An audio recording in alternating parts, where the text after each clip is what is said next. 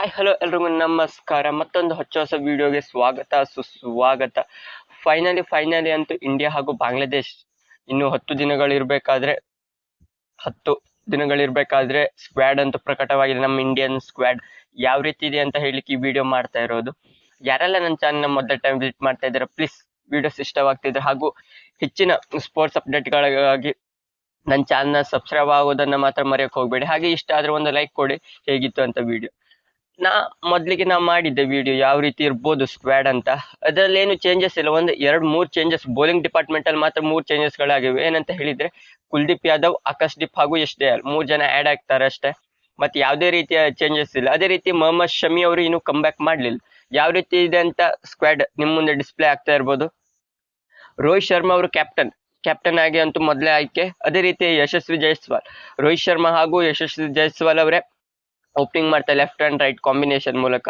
Number 3 ಅಲ್ಲಿ Shubman Gill, number 4 ಅಲ್ಲಿ Virat Kohli, number 5 ಅಲ್ಲಿ KL ರಾಹುಲ್ ಹಾಗೂ ನಂಬರ್ 6 ಅಲ್ಲಿ ಸರ್ಫರಾಜ್ ಖಾನ್ ಅವರು ಸೆಲೆಕ್ಟ್ ಆಗಿದ್ದಾರೆ.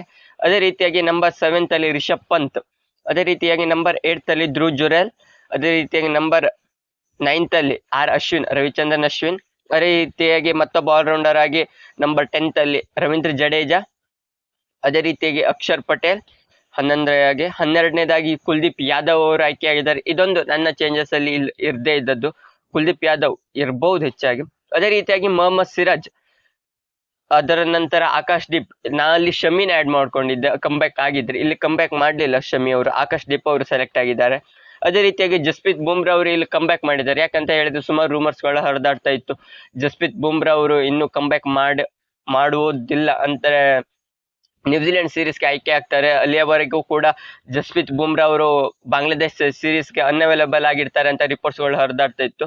ಇಲ್ಲಿ ಜಸ್ಪ್ರೀತ್ ಬುಮ್ರಾ ಅವರು ಕಂಬ್ಯಾಕ್ ಮಾಡಿದ್ದಾರೆ. ಅದೇ ರೀತಿಯಾಗಿ SDL, ಆಕಾಶ್ದೀಪ್, SDL ಇವರಿಬ್ಬರನ್ನು ದಿಲೀಪ್ ಟ್ರೋಫಿಯ ಸ್ಕ್ವಾಡ್ ಅಲ್ಲಿ ಯಾವ ರೀತಿ ಪರ್ಫಾರ್ಮೆನ್ಸ್ ಮಾಡಿದಾರಲ್ಲ ಅದರ ನಂತರ ಆಯ್ಕೆಯಾಗಿದ್ದಾರೆ ಇವರಿಬ್ರು ಕೂಡ. ನನ್ನ ಪ್ಲೇಯಿಂಗ್ 11 ಕೂಡ ನಿಮ್ಗೆ ಕಣ್ಮುಂದೆ ಬರ್ತಾ ಇರ್ಬೋದು, ನೋಡ್ತಾ ಇರ್ಬೋದು. ನಂದು ಮೊದಲನೇದೇ ಆಯ್ಕೆಯಾಗಿ ರೋಹಿತ್ ಶರ್ಮಾ ಕ್ಯಾಪ್ಟನ್ ಆಗಿರ್ತಾರೆ, ಯಶಸ್ವಿ ಜೈಸ್ವಾಲ್ ನಂಬರ್ 2 ಅಲ್ಲಿ ಬರ್ತಾರೆ ಅಂದ್ರೆ ಓಪನಿಂಗ್ ಸ್ಲಾಟ್. ನಂಬರ್ 3 ಅಲ್ಲಿ ಶುಭ್ಮನ್ ಗಿಲ್ ಬರ್ತಾರೆ. ಅದೇ ರೀತಿ ನಂಬರ್ 4 ಅಲ್ಲಿ ವಿರಾಟ್ ಕೊಹ್ಲಿ ಅವರು ಬರ್ತಾರೆ. ನಂಬರ್ 5 ಅಲ್ಲಿ KL ರಾಹುಲ್ ಅವರು ಬರ್ತಾರೆ. ನಂಬರ್ 6 ಅಲ್ಲಿ ರಿಷಬ್ ಪಂತ್ ಲೆಫ್ಟ್ ಹ್ಯಾಂಡರ್ ಆಗಿ ಬರ್ತಾರೆ. ವಿಕೆಟ್ ಕೀಪಿಂಗ್ ಕೂಡ ರಿಷಬ್ ಪಂತ್ ಅವರೇ ಮಾಡ್ತಾರೆ. ಅದೇ ರೀತಿಯಾಗಿ ನೆಕ್ಸ್ಟ್ ಅಶ್ವಿನ್ ನಂಬರ್ 7 ಅಲ್ಲಿ, ನಂಬರ್ 8 ಅಲ್ಲಿ ರವೀಂದ್ರ ಜಡೇಜಾ. ಅದು ಯಾವ ರೀತಿ ಇರುತ್ತೆ ಅನ್ನೋದ್ರ ಮೇಲೆ ಡಿಸೈಡ್ ಆಗಿರುತ್ತೆ. ಯಾಕಂತ ಹೇಳಿದ್ರೆ ಅದು ಸ್ಪಿನ್ನರ್ ಟ್ರ್ಯಾಕ್ ಆಗಿ ಇದ್ರೆ ಕುಲ್ದೀಪ್ ಯಾದವ್ ಅವರು ಕೂಡ ಬರ್ಬೋದು, ಅಕ್ಷರ್ ಪಟೇಲ್ ಅವ್ರನ್ನ ಕೂಳಿಸಿ. ಅದೇ ರೀತಿಯಾಗಿ ನಂಬರ್ 9 ಅಲ್ಲಿ ಬರ್ಬೋದು ಕುಲ್ದೀಪ್ ಯಾದವ್ ಅಥವಾ ಅಕ್ಷರ್ ಪಟೇಲ್, ಇವರಿಬ್ಬರಲ್ಲಿ ಯಾರಾದ್ರೂ ಒಬ್ರು ಬರ್ತಾರೆ. ನನ್ನ ಪ್ರಕಾರ ಕುಲ್ದೀಪ್ ಯಾದವ್ ಅವರೇ ಬರುವ ಸಾಧ್ಯತೆ ಇದೆ. ಅಥವಾ ಇವರಿಬ್ಬರನ್ನು ಕೂಡಿಸಿ ಜಸ್ಪ್ರೀತ್ ಬುಮ್ರಾ ಹಾಗೂ ಮೊಹಮ್ಮದ್ ಸಿರಾಜ್, ಫಾಸ್ಟರ್ ವಿಕೆಟ್ ಆದ ಜಸ್ಪ್ರೀತ್ ಬುಮ್ರಾ ಅಂತೂ ಪಕ್ಕ ಇದ್ದೇ ಇರ್ತಾರೆ. ಮೊಹಮ್ಮದ್ ಸಿರಾಜ್, ಇದು ನನ್ನ ಟೀಮ್ನ 11 ಆಗಿದೆ. ಇದರಲ್ಲಿ ಮೊದಲೇ 19ನೇ ತಾರೀಕಿಂದ ಸ್ಟಾರ್ಟ್ ಆಗ್ತಾ ಇದೆ ಬಾಂಗ್ಲಾದೇಶ್ ಹಾಗೂ ಇಂಡಿಯಾ ಸ್ಕ್ವಾಡ್. ಅದು ನಿನ್ನೆ ರಾತ್ರಿ ಪ್ರಕಟ ಆಗೋದು, ಅಂದ್ರೆ ಇವತ್ತು ಬೆಳಿಗ್ಗೆ ಅಂದ್ರೆ 1 ಗಂಟೆ ರಾತ್ರಿಗೆ ಇಂಡಿಯಾದ ಅಫಿಷಿಯಲ್ ಅಕೌಂಟ್ ಇಂದ ಟ್ವೀಟ್ ಮೂಲಕ ಸೆಲೆಕ್ಟರ್ಸ್ಗಳು ಪೋಸ್ಟ್ ಮಾಡಿದ್ರು. ಅದೇ ರೀತಿಯಾಗಿ ಈ ಇಂಡಿಯಾ ಟೆಸ್ಟ್ ಸ್ಕ್ವಾಡ್ ಯಾವ ರೀತಿ ಅನಿಸ್ತು ನಿಮ್ಗೆ? ಏನಾದ್ರೂ ಬಾಂಗ್ಲಾದೇಶ್ ನಮ್ಮ ಹೋಮ್ ಗ್ರೌಂಡ್ ಅಲ್ಲಿ ನಮ್ಮನ್ನು ಸೋಲಿಸ್ತದೆಯಾ ಇಲ್ಲವಾ ಅಂತ ನೀವು ಕಮೆಂಟ್ ಮೂಲಕ ತಿಳಿಸ್ಬೇಕಾಗಿದೆ.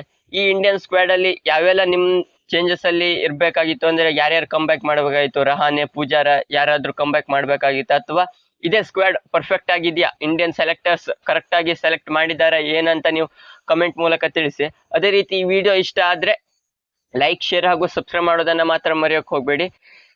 ಇಂಡಿಯನ್ ಸ್ಕ್ವಾಡ್ ಅಲ್ಲಿ ಏನೆಲ್ಲ ಚೇಂಜಸ್ಗಳಿವೆ ಹಾಗೂ ಯಾರೆಲ್ಲ ಸೆಲೆಕ್ಟ್ ಆಗ್ಬೇಕಾಗಿತ್ತು ಅನ್ನೋ ನೆಕ್ಸ್ಟ್ ವಿಡಿಯೋದಲ್ಲಿ ನಾ ಹೇಳೋಕೆ ಈ ವಿಡಿಯೋ ಮಾಡ್ತೇನೆ. ಅಲ್ಲಿವರೆಗೂ ಗುಡ್ ಬೈ.